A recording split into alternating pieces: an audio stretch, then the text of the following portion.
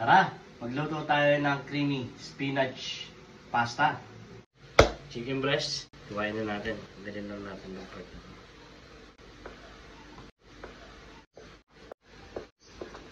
Lagyan na natin yung ating oil sa ating pan. Lagyan na natin yung ating bacon.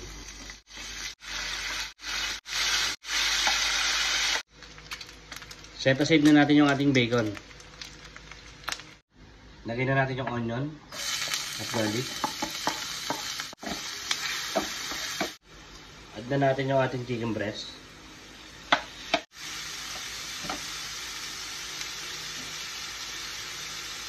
So after natin maluto yung ating chicken breast, add na natin yung ating spinach.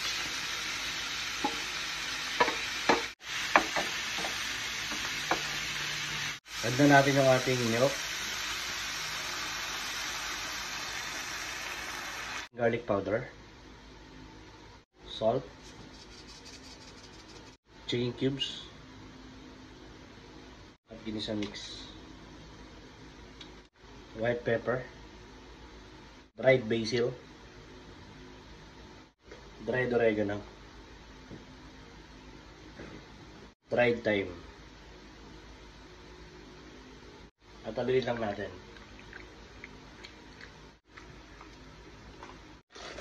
Pag kumulo na yung ating milk, lagyan na natin yung ating pasta.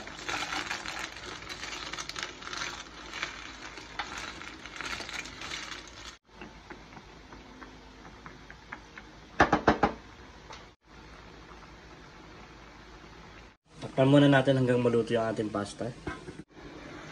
So pag ganito na yung texture ng ating pasta, pwede na natin add yung ating all-purpose cream.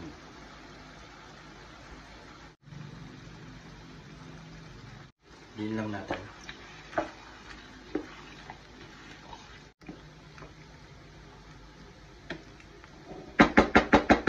Add na natin yung ating bacon.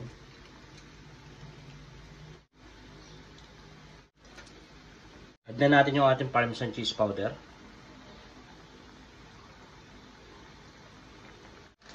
Add na natin yung mozzarella cheese.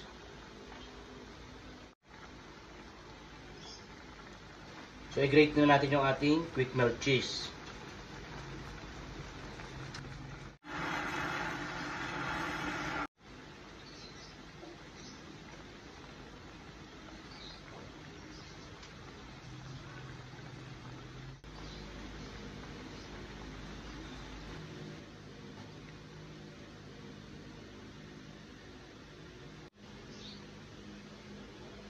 First bite.